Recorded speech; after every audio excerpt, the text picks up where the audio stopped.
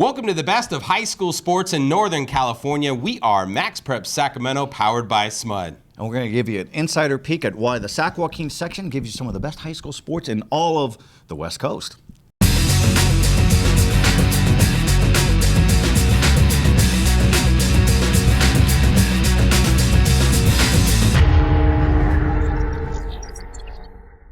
Welcome back for another edition of MaxPreps Sacramento, powered by SMUD. I'm Mike Finnerty, joined as always by Joe Davidson, the Sacramento Bee. And Joe, championship time continues. We have championships in volleyball and some other sports as well.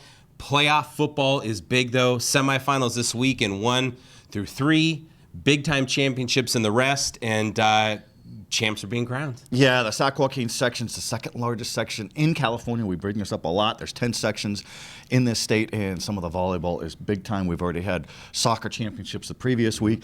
Sac Joaquin section championships getting closer for football, but it is there for the smaller divisions. But volleyball is big. You were down in the 209, as they like to say. And some of the talent that we'll see, some of these kids will be playing in big-time colleges, but for all these teams, they're going to be in NorCal regional play that starts this week. But those blue banners sure really spruce up a gym or a trophy case. Yeah, they're fun to see. Well, we do have your volleyball highlights, Division I, Division II, and we're going to start off with Division II. We take you to Tokay High School in Lodi, where a pair of Sierra Foothill League teams squared off for the Division II Sac Joaquin Section Championship, with the Rockland Thunder looking to three-peat, taking on the Granite Bay Grizzlies, a team Rockland beat twice during the regular season. We'll start with action in Game 1, and after an early advantage for Rockland, Granite Bay rallied back and took a 15-9 lead here on the Bridget Bell Blast. Grizzlies maintained that same pace and closed out the opening set with a 25-18 victory. On to the second set now, and this was close throughout as Rockland's Maddie Haynes puts the Thunder up 19-18, but back and forth they went. Granite Bay would go on to take the second set as well, 25-23, and take a 2-0 lead in the match. Third set, and the Grizzlies continue to play with great energy, and serving was certainly not a problem for the Grizz. Granite Bay goes up 20-13 before Bell stays with it and delivers the point right here to make it 24-17. Now, just a point away from the victory, Melissa Cook seals it with an ace as Granite Bay captures its third section title and its second in the last 3 years, and they do it in convincing fashion with a 3-0 sweep.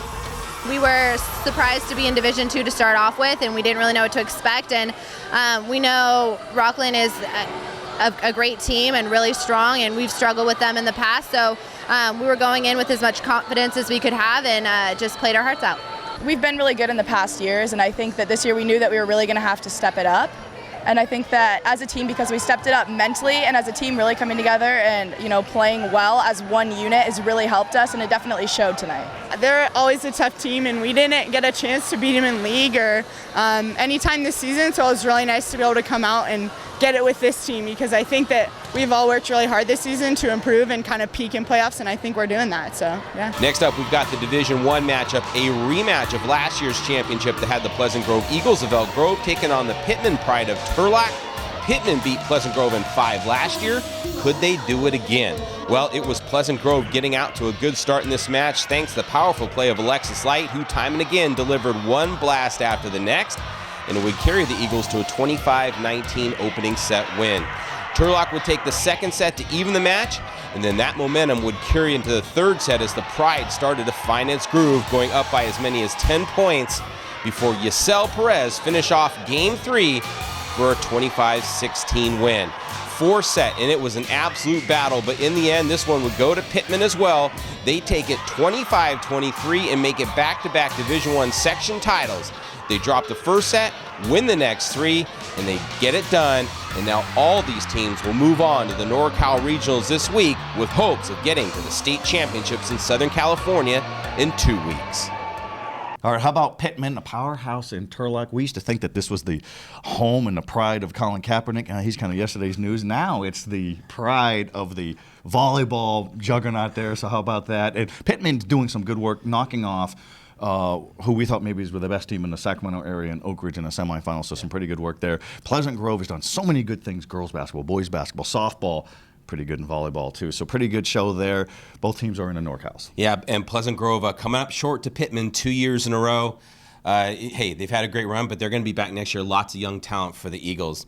All right, Joe, we're just getting warmed up. If you're wondering about football, we have plenty of football. Coming up in our next segment, we're going to look ahead to the small school championships and look ahead to the semifinals. We'll also talk some big picture on what happened at Grant, the real tragedy, real life situation there, and how it really impacts the community, and how rival programs have really showed terrific sportsmanship. And we're going to talk about Bear River with one of the big wins of this high school season, any division, anywhere in the state, and why it matters so much in the League of the Pines. This is your RAM Auto Update. Just in, the classic term used car is old-fashioned, outdated, and no longer of any particular relevance. Let's party. The Roseville Auto Mall is throwing a massive factory-certified pre-owned sales event. That means incredible savings on just about every kind of car in the world. All factory certified. It's happening now. It's going fast. In layman terms, skedaddle. The Roseville Auto Mall, driven to be the best. Welcome back to the very best of high school sports in Northern California. We are MaxPreps Sacramento, powered by our good friends from SMUD. A lot of volleyball in the last segment. Volleyball still rages on this week with the NorCal Regionals for scores of teams all over everywhere, and it's hard to win those NorCal championships, hard to win section. Everybody wants to win a state championship, so the seasons continue. A lot of football talk coming up. We're going to preview some of the big games, talk big pictures about some of the things that have happened, some tragedy, some feel-good stuff, but we're getting warmed up with this play. It's cold outside, Mike, but the championships are heating up. Yeah, they are, and so are we, by the way. All right, Joe, we've got football. We have plenty of it. This segment, let's talk about the semifinals first. We'll get to those small school championships in just a second. Boy, what a week for last Friday. I think we saw a lot of the teams win that we kind of expected to win, so here we are. We're going to start in Division I in the bracket there, Joe, and let's get right to it. Folsom, you think Division I, you think Folsom, they're the defending state champion, and they're just rolling right along. Yeah, I'm so impressed with Folsom, a state-leading 28-game winning streak, have not lost in Sac Joaquin section play since 2011. We were both younger then, better looking then, and here they are. And now the Bulldogs, 12-0. Chasing down a fourth consecutive section championship, looking for a three-peat in Division I, taking on St. Mary's of Stockton. Great program, just beat an unbeaten Napa team. But when you talk about Folsom, it's always quarterback play, and the quarterback play is really good again with Jake Jeffrey, and he's got a terrific line with bookend tackles. Cooper Richardson, Jonah Williams, those guys could be. If you need to move furniture, you call Jonah and you call Cooper and you feed them and you water them and say, hey, move the couches and move the piano. I think they're minors, though. I like Folsom in that aside. We talked about that a couple weeks ago in our preview show. Let's go to the bottom half of the bracket, though. And Elk Grove, Ryan Robards, what a monster day he had. The terrific running back, do-it-all, Thundering Herd play. Yeah, and this is how amazing he is. He's also a 4.3 GPA student. He aces AP statistics classes. You talk about a kid who needs to be challenged. 375 yards rushing, 5 total touchdowns in a semifinal route over Merced. The Hammerheads are the linemen, coached by Mo Lawler, the position coach. And Robart said, I'm nothing without those guys, so it's great tribute there. So Elk Grove is 12-0, looking formidable, strong, great job by Coach Chris Nixon, taking on Oak Ridge. Oak Ridge is the rightful number 3 seed. Only losses were to a powerhouse in Nevada and to Folsom. And when you talk Oak Ridge, you talk Eric Cavalier. And when you talk Eric Cavalier, he's going to talk about his quarterback. Oh, I wonder who that is. Ian Book. We all know he's going to Notre Dame. What a year he's had, Joe. Third-year starter on varsity. And, this is what's going to be interesting about the matchup, because you think about Oak Ridge, rightfully so, quarterback play. Passing game, although they can run it. And you think of Elk Grove, you think of the running game. Though they really can pass it with Jaden Machado. But Robards really is the standout. He's the key. Yeah. He's the key. And Ian Book didn't even get in the playoffs last year, and they've been so motivated. Let's finish strong. Let's win a championship. Let's get there. What a great 2 semifinal games there for Division I. Let's jump down to Division II. The Rockland Thunder powerhouse program, been around for so long. Greg Benzill, Jason Adams, the terrific coaches there. Evan Holtz, really like his game. They will play at Antelope, the number 2 seed, unbeaten. Evan Holtz is fast. He's dynamic. William Floyd, a terrific quarterback as well. But when you talk about Antelope, you got a coach in Matt Ray who goes for the juggler, goes for the win, and a lot of balance on offense and the dominating defense. 9 sacks against Caden Bogas in a quarterfinal game, 31-24 win. You know Matt Ray, I know Matt Ray. There's just something magical going on with that school and him. Well, I think they're gaining confidence when you have some of those plays that you wouldn't ordinarily go for it, and then you succeed. It almost builds a steam like a snowball of confidence, and that's what they have. Montel Aaron, their outstanding quarterback. It's going to be really interesting to see what he can do against a really good SFL defense. I'm curious. That's a good matchup, but I still lean Rockland. That's the team I kind of had taken this bracket. And I think Rockland, stronger overall league. And then when you talk about Rockland as well, a defense led by defensive lineman Chase Hatada, dominant, difference maker, run stopper, pursuit. He wears jersey number 10, looks like a skill player. He thought he was going to play some offense this year. Then he banged up his knee. He's going to Boise State. So he's a terror on defense. All right, yes. The Division II semifinal on the other side of the bracket. Del Oro is a survivor. Del Oro went 4-6 in the regular season. They don't belong in the playoffs. They do belong in the playoffs. The Golden Eagles are now 2-0 in the playoffs, including a wild 59-49 win over Wilsey Wood. How about that? Poor Steve Burt's the defensive coordinator. He's still going to get a stipend though.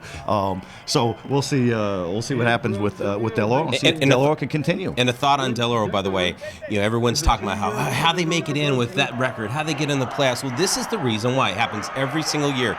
They load up on a brutal preseason schedule. We talk about this, about teams scheduling soft. Del Oro doesn't schedule soft. They might be up and down the league, but once they get to playoffs, they are truly battle tested. Yeah, and you know what? Kudos to the Sac Joaquin section, North Coast section, Central Coast section. They seed the teams based on overall strength of schedule, strength of league, not just regular wins. Yeah. Anybody could fatten up on there. So we'll see. All right, Division III really quick. Yeah. Let's talk about Placer Placer and Central Catholic. Yeah. This is 12-0 versus 12-0. Central Catholic in Modesto, coached by Roger Canepa, 3-time defending state Division IV champion, move up in division, loaded. And Placer, you talk about the Hillman, you talk about the wing T, Owen Scott, and all of those running backs. Coach Joey Montoya would like to play. He's so energized, running up and down. Jacob Capper going to Oregon, offensive lineman there. But wouldn't that be a great win to upset and unseat Central Catholic? And it's right there for them to take. Yeah, and this is one of Joey Montoya's better teams for sure. I mean, this is a team that's kind of loaded all around. Had a chance to see them during the regular season. They are good, and you got Capper on the line. You've got speed. You can kind of beat you in many different ways. I like that. I like that game, but you got to beat the champ to kind of move on. That's exactly right. And a lot of folks talking about, well, how good is Central Catholic? Do they play anybody? Well, beat St. Mary's of Stockton early in the season. And St. Mary's of Stockton's in the Section Division II semifinal, so it's a monster program. The other Division III Sac Joaquin Section semifinals is a rematch. The Intercom Tigers here in Sacramento taking on Oakdale. Oakdale beat them for the championship last year. Intercom had a 20-0 lead, lost the game 27-23. So eager for the rematch there. Oakdale has one loss to Central Catholic in Week 10, a thriller there. But you just saw Intercom a couple weeks ago. What do you like about them? Explosive, very explosive team for sure. Every year they have speed. They're going to have speed. I like them. I really do like them. But playing Oakdale is always a challenge. It's kind of like that. It's kind of like that Placer Central Catholic matchup. You got to kind of beat that team that wins every year. All right, Joe. We're only halfway through the show. When we come back from the break, we are going to talk small schools section championships and get you ready for those over Placer Title Company Insiders. We're not done. We have our Marconi Sushi trivia questions still to come. You got something else? And we've got big picture stuff on Grant Pacers, the grieving Pacers, what it means to that community, Del Paso Heights, and Sacramento, and some of the incredible sportsmanship of unity for that program. I think it's awesome. We'll talk about it coming up. And now on to our SMUD, Giving Back to the Community. This will be a feature that we air each month in various parts of the Sacramento region. They'll showcase a team or player giving back. The Sacramento Dragons girls basketball program has been one of the best in the region over the years, winning 5 section titles and sending dozens of players onto the collegiate ranks. But the players and head coach Michelle Masseri understand that while basketball is an important part of their daily lives, there's more things important than just hoops. Giving back to your community is one. Yeah, I'm trying to get them to see that life is bigger than just a basketball game, and there are real people going through some real tough situations, and some of them have it easy compared to what others are going through on a daily basis just to eat and keep clean and bathe and keep warm at night. I definitely think the aspect of being thankful is going to help the team out, and also bringing us closer together. It's also like a team bonding moment, so I think it's going to be good for the team. We actually bond as a team and get together and actually have something going on. All of us get together and be a good, happy family. We think that we could become leaders in doing all of this, and giving back to our community is what we like to do. Last week, the Lady Dragons got together and made sack lunches for those who could use a good meal, and then they headed out into the community to deliver those lunches. Always a good way to give back. I think it's going to humble us, and which is going to help on the court, off the court, in school, at home with their parents. It's very humbling, a very humbling experience. I think any young person should do this. That's why I feel like us helping them is doing a great deed. For these 15 to 18-year-old girls, seeing people hungry and in need of something as basic as food is difficult to see and to understand. Usually you just see them, but you don't really do nothing about it, so I think this is like good that we're actually doing something about it. The team has its sights set on another section championship, but for Coach Masseri, she sees how helping those in need in the community can also help her team as well, both on and off the court. We're blessed, so seeing other people struggle and giving back is definitely a good thing to do, especially with a team like this, so it's going to be fun.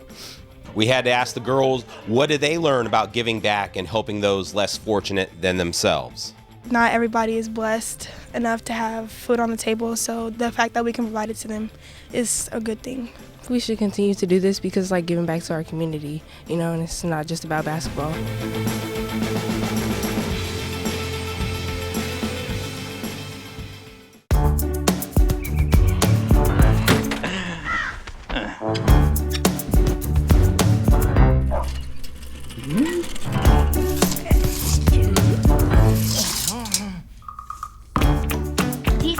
Thinking about whether a solar power system is a good fit for your home or not?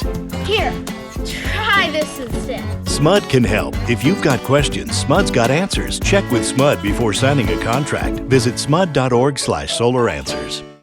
And we're back bringing you the best of high school sports in Northern California. We are MaxPreps Sacramento, powered by our good friends from SMUD. A lot of volleyball in the first segment, football throughout the show because football is big. Sac Joaquin section championship semifinals is all good. Let's talk small school. Let's go Division 6. Let's do it. Bradshaw Christian, the pride, love that mascot, of Sacramento, taking on Hillmore, the Yellow Jackets, down in 209, longtime small school powerhouse. That's a Division 6 section championship. I'm going to throw it to you here. Bradshaw Christian is coached by a remarkable coach who does a lot of good things for different sports down there, Drew Rickert. What makes him so unique, and how does this program continue to just dominate? Well, he does the same thing with baseball, Joe, as we know. He's got championship teams over there, very committed, very involved with that school. They use a lot of the same guys. They're great athletes, but they share athletes. They share athletes. So he's a great coach. I mean, that's the bottom line. He's got something going on there. And he's simple. He is simple. They run the football. Yeah. In an era of spread, he has won championships in the fifth championship game in the last 8 years for Bradshaw Christian, and the staple is run the ball, share athletes. I think it's really good. Well, even a few years back when they had Brady Dragmeyer always running the ball, they have a grass field, so that's what really works for them. They truly play that small school, the grass field like what we see in the 209. So, and that championship, Division 6 championship, will be at Elk Grove, beautiful field turf on Saturday. All right, Division 5, defending champion Bear River Bruins of Lake of the Pines, Grass Valley area, up there in the foothills. We know this program. Two terrific coaches, co-coaches, great friends. Terry Logue, Scott Savoy, won the championship last year. You thought that was one of the most moving scenes last year. They were so emotional. It's hard to win. Been their first championship in years. And they're coming off, the Bruins are coming off a very spirited win over an 11-0 Capital Christian team. This was a Bear River team that limped into the playoffs. 3-game losing streak. Players were down with injuries. Some of them have come back. Kyle Euclere went down in the first quarter of the first game with a blown knee. He's back. Yeah. He's back with a specialized knee brace. He's got a doctor's note. He goes, I don't want to quit. I think there's a great lot of spirit there.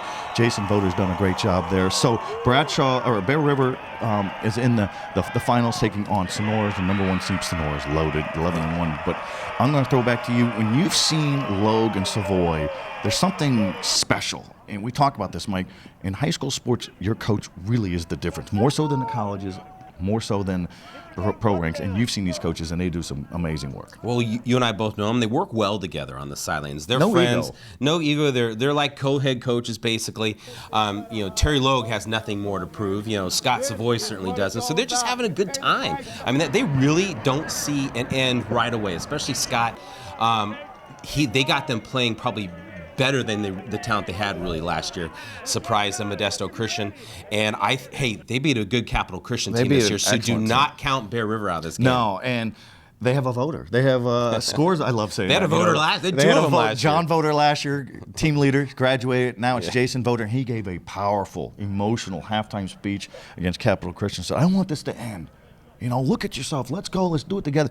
You need a leader like that. And they went busting through out there without their helmets on, put their helmets on, and won the game. So that game will be Saturday at Elk Grove High School as well, Division V championship. You want more information on Hailmore or Sonora, our good friends from the Modesto Bee, ModestoB.com. Look it up there. Also, we got all kinds of information, SACB.com, as we try to cover this stuff inside and out. Yeah, great. Well, let's get to our Placer Title Company Insider segment. We're going to big picture this particular segment this week because there's a lot going on at Grand High School, which everyone knows. So it is now time for our Placer Title Company Insiders.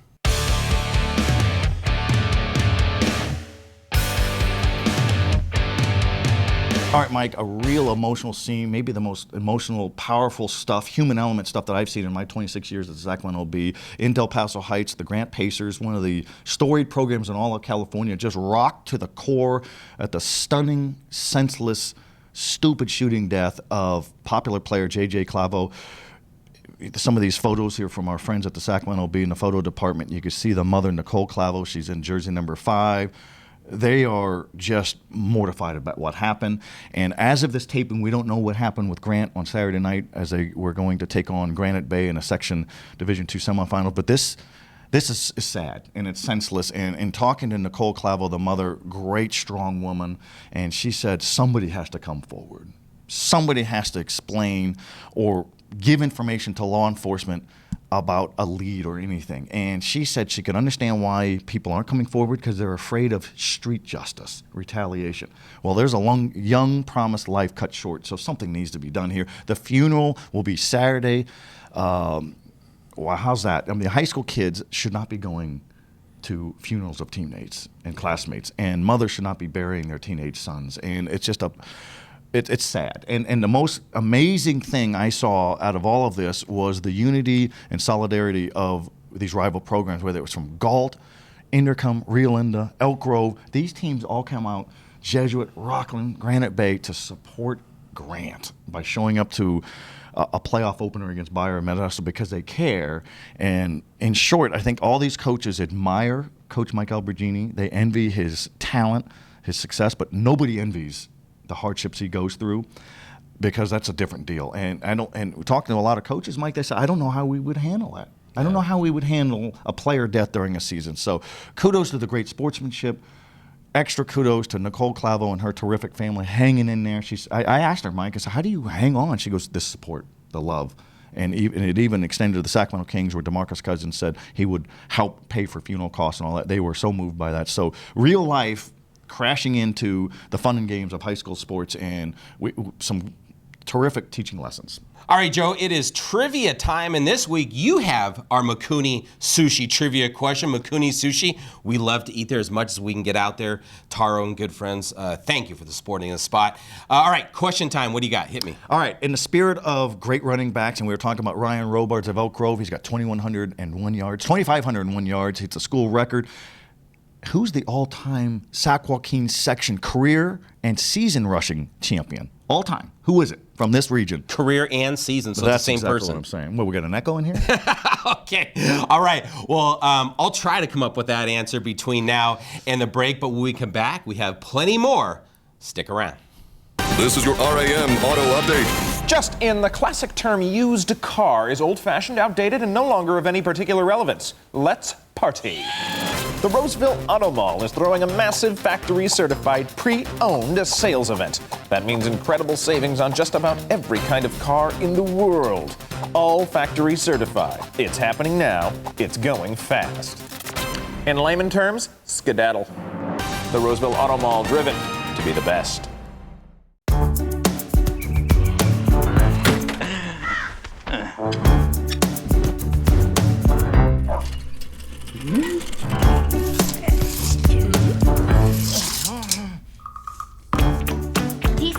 Thinking about whether a solar power system is a good fit for your home or not? Here, try this instead. SMUD can help. If you've got questions, SMUD's got answers. Check with SMUD before signing a contract. Visit smud.org/solaranswers. All right, we're back with the fourth and final segment, usually our best segment because it's our final segment as we're ready to blast out of here. Yeah. We are Max Prep Sacramento, brought to you by our good friends from SMUD. A lot of volleyball in the first segment, a lot of football throughout because football is big, and that leads us to our trivia question. Well, last segment, you were able to bring the trivia question this week. You always have a good one. And so the question was, who is the single season and career rushing leader in Sacramento? It's the same person, which you definitely reminded me of. I don't know who it is. Who is it? Sac Joaquin section all time. And it's Ontario Smith from 1998 for the Grant Pacers in the spirit of Grant Pacers. He rushed for 3,500 yards in one season. 7,000 yards for his career, NorCal record. Great player, great talent there. He still comes to Grant games and supports coaching as one of his young kids in youth football there. So there's your answer. All right, so that's a trivia question. We're going to look ahead now. Real quick shout out, high school basketball has started with practices anyways. And when you're talking about in girls for the Sacramento region or the Sac Joaquin section, well, St. Mary's Rams of Stockton are national number one. There's no surprise there. But McClatchy, Sacramento High School, Oak Ridge, powerhouses to look for. For the boys, some teams of note, Folsom with Jordan Ford, two-time Sacramento Bee Player of the Year. Jordan Brown, as you stomp on my parade here. Jordan Brown is a 6'10", 6'9" marvel for Wood Creek in Roseville, powerhouse program there, and he's league rivals with Folsom and Jordan Ford. And then Sheldon, Sac High, really good basketball coming up. We'll be all over that, touching on some of the teams in the Bay Area and all that as the section, NorCal, and state championships will be at Sleep Train Arena, maybe for the final time. Yeah, I agree. That will be interesting. We'll have to enjoy it this time around. All right, Joe, that's one packed show for you, and it's just going to continue that way through the football playoffs. All right, thank you for watching. We're going to see you next week.